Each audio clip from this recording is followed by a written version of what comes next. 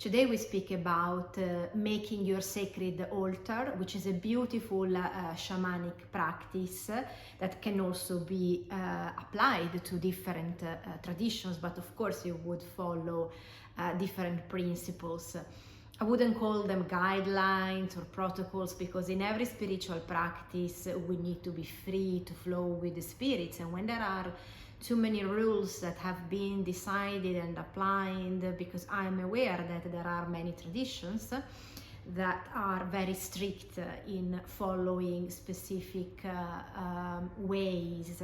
But from my personal point of view, every spiritual practice needs to be free to flow in the cooperation, because each of us is different, and each spirit that would merge with us and align with us is also different. That's why the final result will necessarily be particular and special in its own way, which doesn't mean necessarily being strict in the discipline and realizing a practice that comes from other traditions that, for example, in shamanism as well, rituals are something that have to follow a specific guidelines, because it has always been done in a way so it follows that tradition.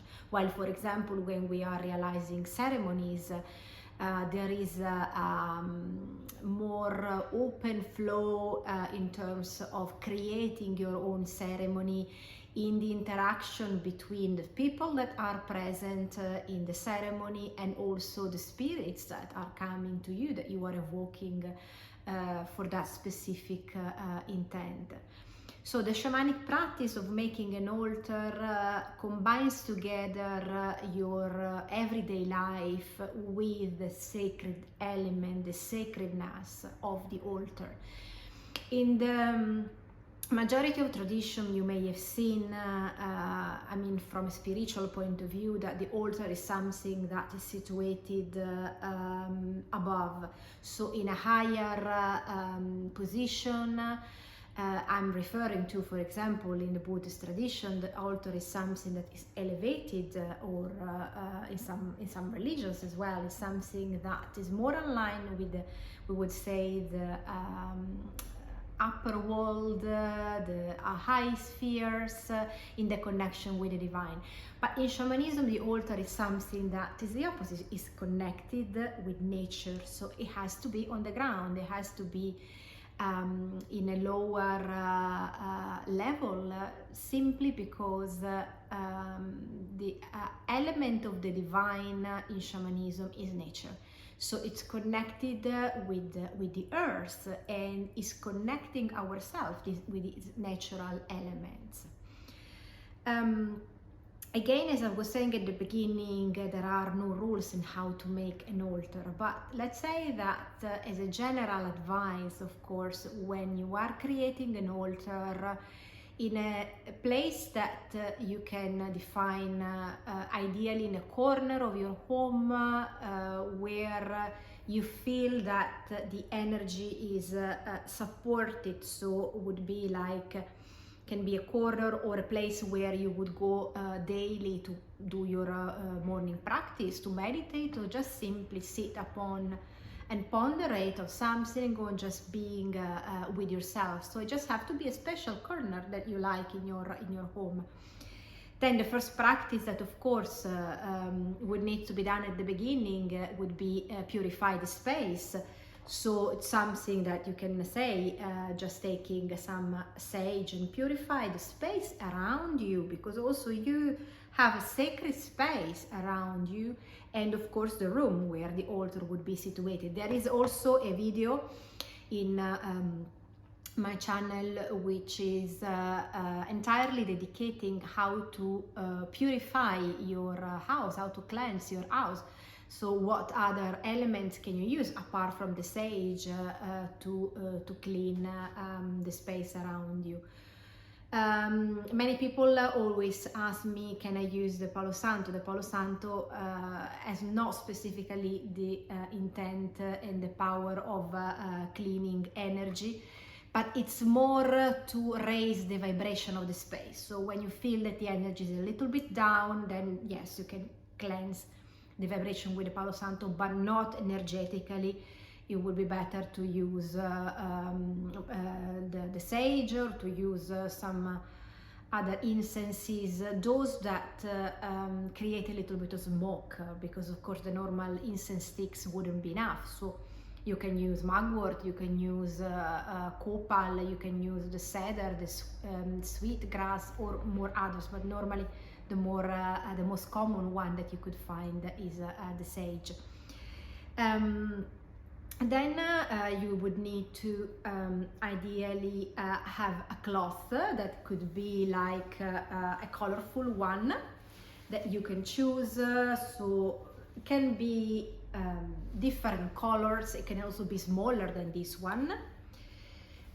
This one specifically has my 3 favorite colors, red, yellow, and blue, or light blue, because they are associated to specific meaning.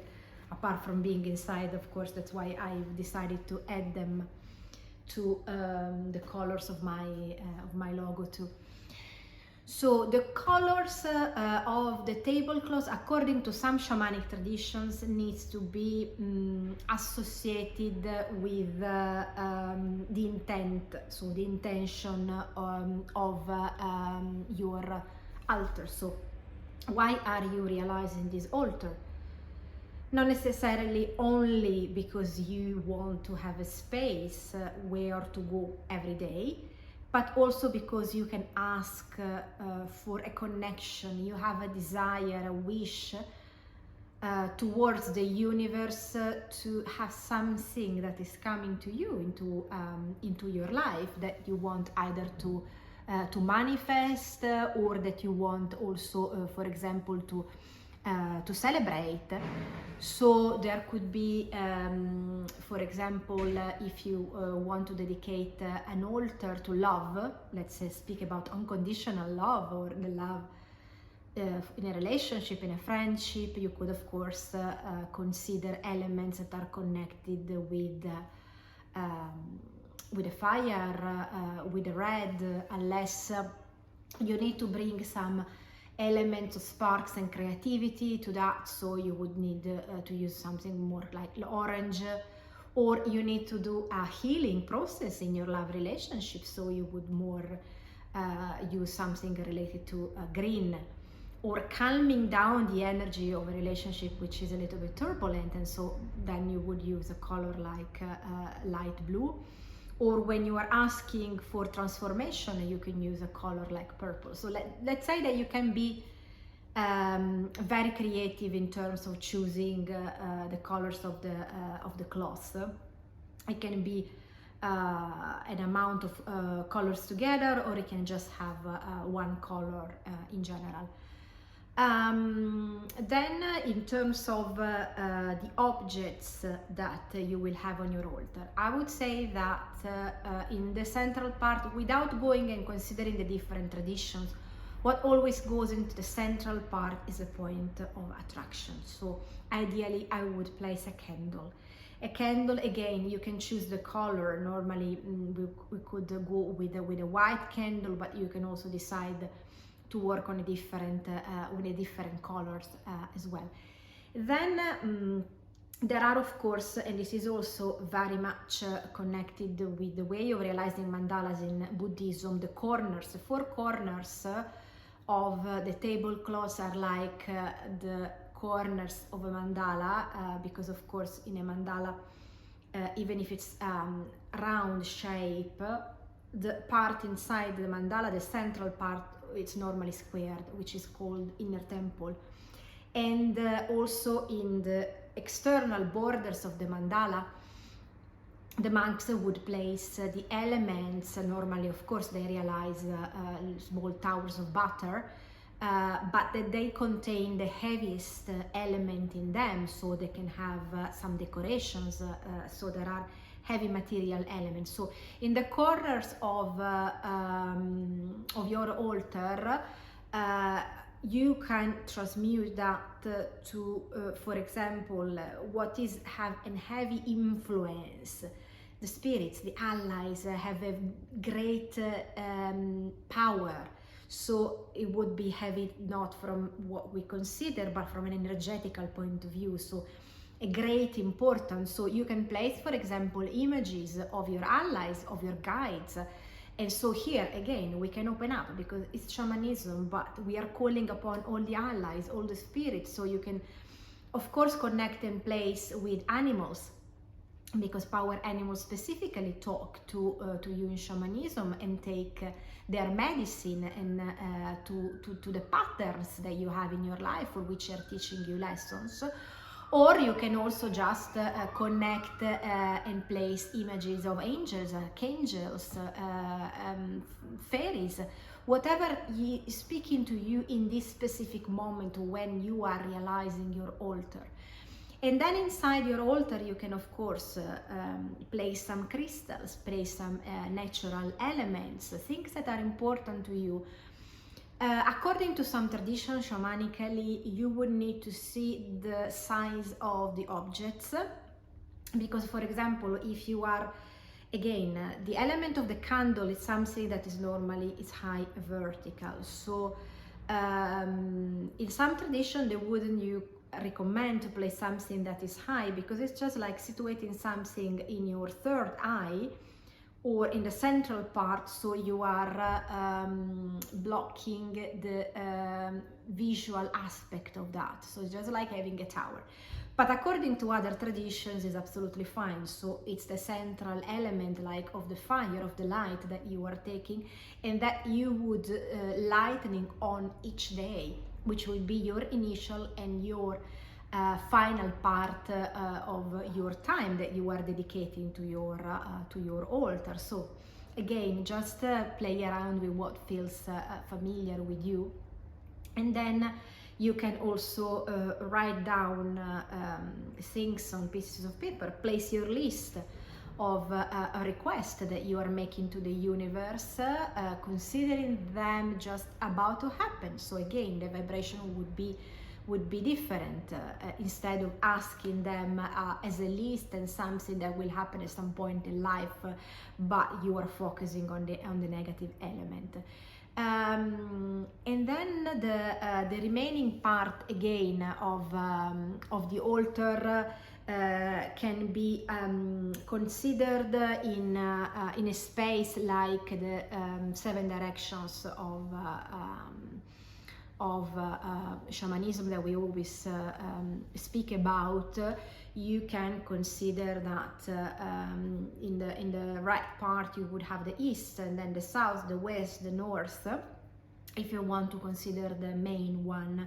And then you can decide, of course, in an upper part of the altar on the tablecloths, consider above and then below, and still the candle will be within. So again, for each of the direction you can dedicate one object. So there has to be, in all the tradition, of course, they say that yes, be creative, but know exactly what is the intent of each object that you are placing, or each image that you are placing on your altar. So that flow has to be an intent with the behind.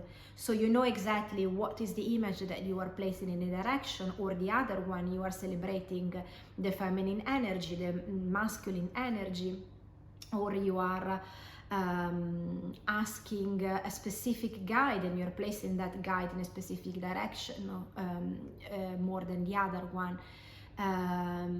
Again, if we would speak about not shamanism, but in a Buddhist tradition, in some Buddhist traditions, they don't want to mix up the human elements with the divine elements. So that's why in some tradition, for example, when you are creating an altar, and over there of course you would have your bowls for offer, they would say it's better, let's say, if you have in the central part a Buddha statue, on the left or on the right you would need to place all your guides and the divine aspects, and on the other side all your guides in this human life, so separating them. But again, it's just a part of different traditions with their own way of practicing. So Again, in shamanism, it's up to you if you want to consider, if you have, for example, guides that you want to place on your altar because they are inspiring you, they are helping you in this path, and you want to place them over there so that they remind you every day about your light, about your direction. And of course, then you have guides and allies that you want to place on the altar. It's up to you, but you just need to be clear at the beginning. Is it fine for you to place them together? Do you want to separate? That's absolutely a personal process. And if you want to create a specific intent, there are some shamanic traditions when they say that you can make your own altar and keep going and asking for that intention to be about to come into your life for example, 40 days. So you decide a day. For example, today is new moon, so it would be a good time for setting the intention. And of course, each month we have this opportunity. So you would start now for 40 days and still every day coming and practicing, which again, how do we practice on a sacred altar? It's again something personal. You can just sit down, lightening on the candle. Then if you have mantras that you would love to recite, prayers, initiations, whatever you feel, connecting with the universe about this intent of the altar and saying, alright, thank you about this because it's about to come into your life, so you are setting this vibration. And then you can just sit down, meditate for a few minutes and then close. So it can be something absolutely very simple, 10 minutes. What is important is the fact that you are going there in front of your altar every day for these 40 days. And you cannot miss one day, because otherwise, of course, the flow of the energy would be interrupted and you would just need to restart from the beginning. So what is important is the repetition, is creating the habits, which is also what makes the difference in when we are on a spiritual path, the consistency.